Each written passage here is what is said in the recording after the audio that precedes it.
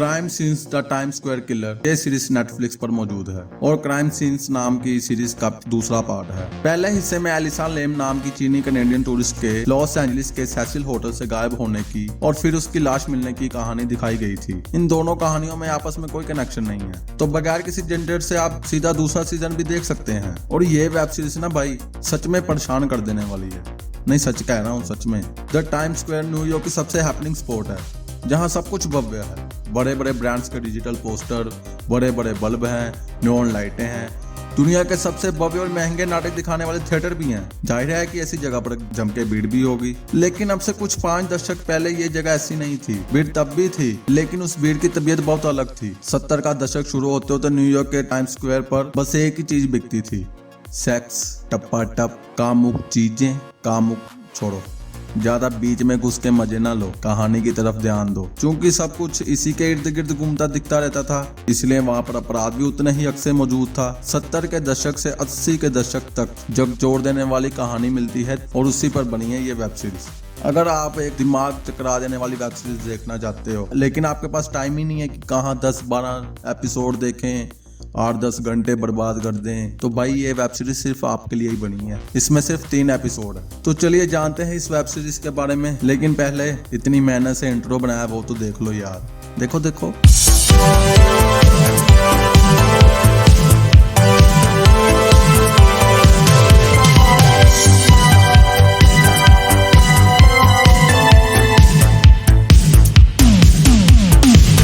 जैसा कि मैंने पहले भी बताया, ये सीरीज नेटफ्लिक्स पर मौजूद है और ये क्राइम सीन नाम की सीरीज का दूसरा पार्ट है और इन दोनों का आपस में कोई कनेक्शन नहीं है। दूसरे सीजन को देखने के लिए आपको पहला सीजन देखने की जरूरत नहीं है। तो एक होटल के एक कमरे से धुआं निकलता दिखाई देता है। आग बुझाने वाले लोग आते हैं, पुलिस भी पहुंचती है और अंदर मिलती हैं 2 लाशें। मरने वाली 2 महिलाएं हैं, दोनों के सर काट दिए गए हैं। दोनों महिलाओं के हाथ भी उनके शरीर से अलग कर दिए गए हैं और वो भी कमरे में मौजूद नहीं थे। सर और हाथों की गैर मौजूदगी के चलते इन अधजली लाशों की पहचान की जानी बेहद मुश्किल थी। ये वो समय था जब डीएनए टेस्टिंग अस्तित्व में नहीं थी। अगर किसी को डीएनए टेस्ट का नहीं पता तो भाई डीएनए से पता कर लेते हैं कि कौन सा आदमी था, क्या था। खैर छोड़ो, ज्यादातर लोगों को तो पता ही होगा। इस केस के कुछ दिनों बाद एक और होटल में ऐसी ही आग की खबर आई। एक बार फिर वहाँ एक महिला की लाश मिली और इस बार उसकी पहचान भी की जा सकी। वो महिला एक सेक्स वर्कर थी। एक ही तरह के 2 अपराध, मारने का तरीका एक जैसा, विक्टिम भी एक ही जैसी।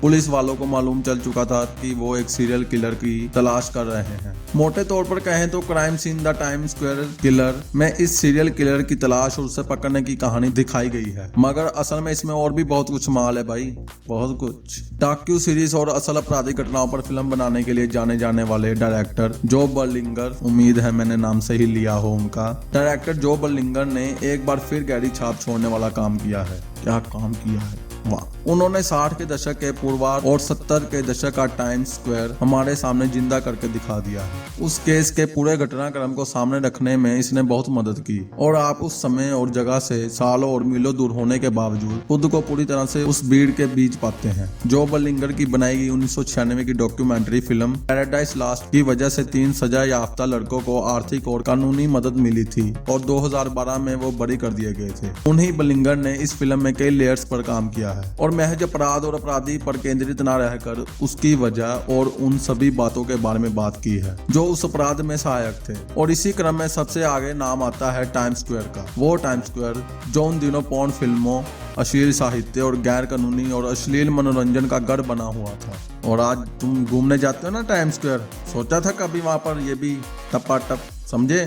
खैर मैं तो कभी नहीं गया, वैसे ज्यादातर तो नहीं गए होंगे, जो गए हैं कांग्रेचुलेशन।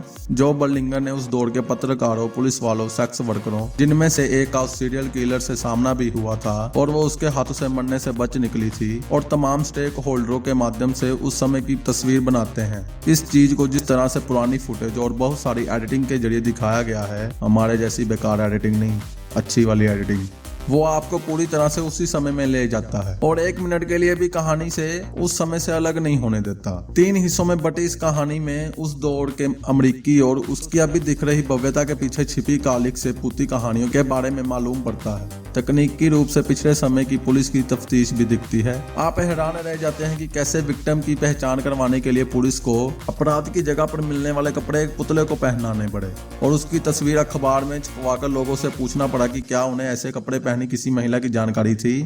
वाह क्या तरीका था।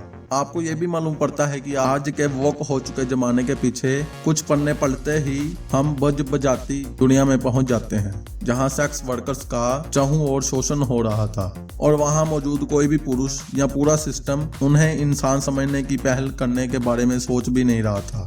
ऐसे माहौल में जहां अपराध की सूचना मिलने पर महिला सेक्स वर्कर को पुलिस उठाकर ले जाती थी, लेकिन उनसे कमाई करने वाले उनके दलालों को छुआ भी नहीं जाता था। कई महिलाएं उसी सीरियल किलर के बारे में पुलिस को कोई जानकारी ही नहीं देती हैं और इसी का फायदा उठाते हुए वो सालों साल एक के बाद एक अपराध करता जाता है। आखिरी एपिसोड में मालूम पड़ता है कि असल में उसे जिन कत्लों के लिए सजा मिली थी उसने उससे कई ज्यादा कत्ल किए थे। उसने लगभग 100 के आसपास महिलाओं की हत्या की थी। इतना क्रूर था भाई वो, इतना क्रूर। इसके इतर जो एक बात दिखती है जिसे हाईलाइट करने के लिए इस फिल्म को खूब शाबाशी मिलनी चाहिए, वो है रिचर्ड कॉटिंघम की कहानी। उम्मीद है इसका भी नाम से लिया हो। क्या करूं, जबान लड़खड़ा जाती है ना, बाद में एडिटिंग में काटनी पड़ती है, आपको क्या पता।